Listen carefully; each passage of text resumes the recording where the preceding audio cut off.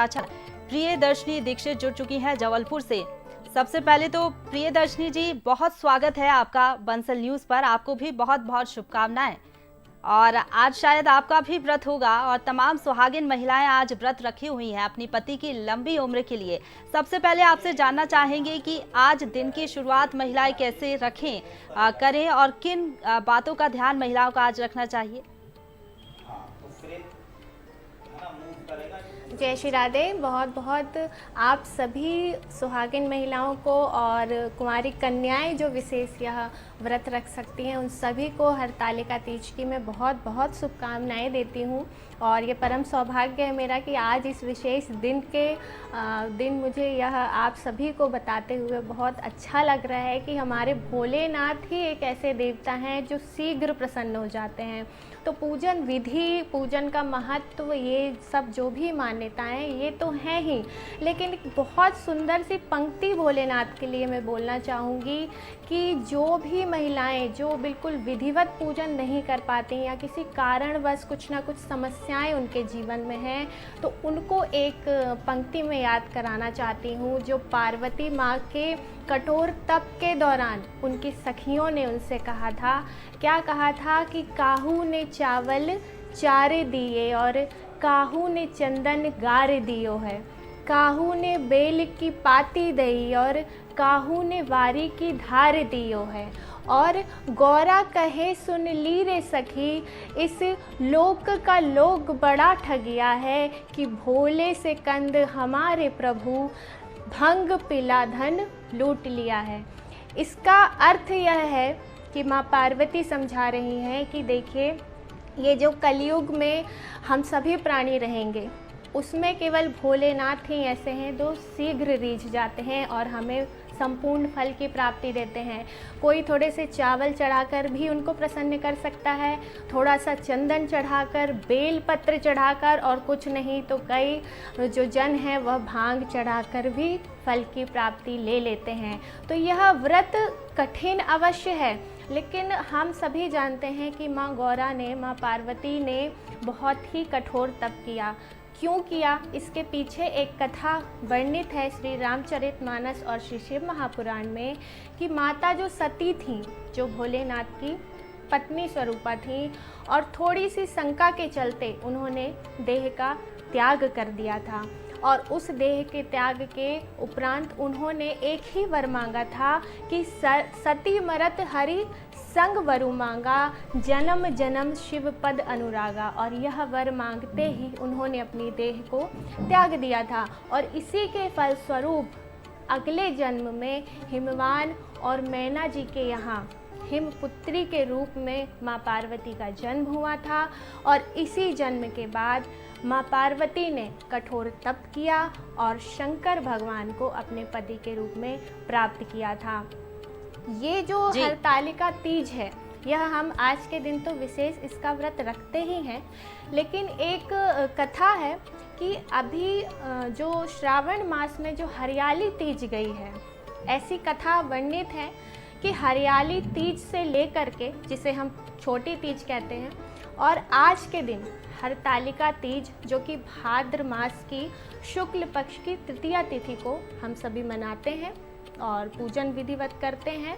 तो ये जो एक महीने का समय था, इस महीने में माता पार्वती ने केवल और केवल बेलपत्र का अपना भोजन किया, बेलपत्र ग्रहण किया, और इस कठोर तप के बाद आज के दिन भगवान भोलेनाथ ने उन्हें दर्शन दिए और उनकी मनोकामना पूरी की। तो यह हरतालिका तीज का और हरियाली तीज का यह विशेष महत्व है, जो सुहागिन महिलाएं अपने पति की लंबी आयु, स्वास्थ्य के लिए और तरक्की के लिए, प्रगति के लिए यह व्रत रखती हैं। और ख़ास विशेष जो कि मैंने बताया कि माँ पार्वती ने विवाह के पहले से ही यह व्रत प्रारंभ कर दिया था, तो इसमें कोई दो मत नहीं है कि कुंवारी कन्याएं भी इस व्रत को विधिवत रह सकती हैं।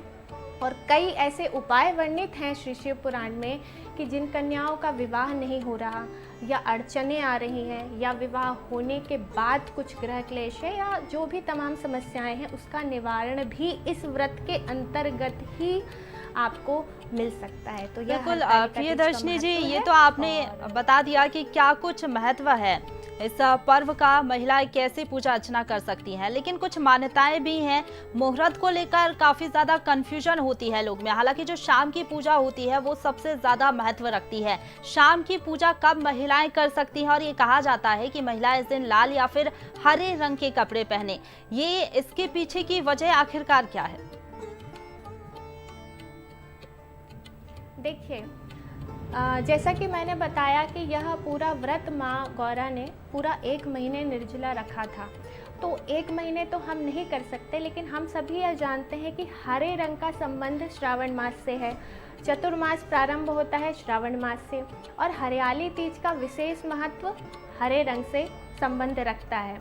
अब बात आती है लाल रंग की, और किस पहर में कैसी पूजा करनी है।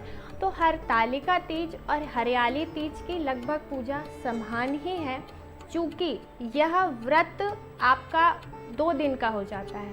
पूजन विधि भी 2 दिन की है। तो तीज के दिन से यह चतुर्थी के दिन तक का व्रत होता है। 5 पहर की 5 प्रकार से इसमें पूजन होती है। तीज के दिन से प्रारंभ आप प्रातःकाल ही पूजन से करें।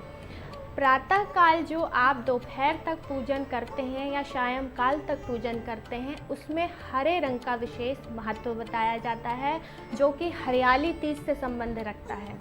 और जो रात्रिकालीन पूजन होता है, जो रात के समय हम पूजा करते हैं विधिवत, उसमें लाल रंग का महत्व बताया गया है।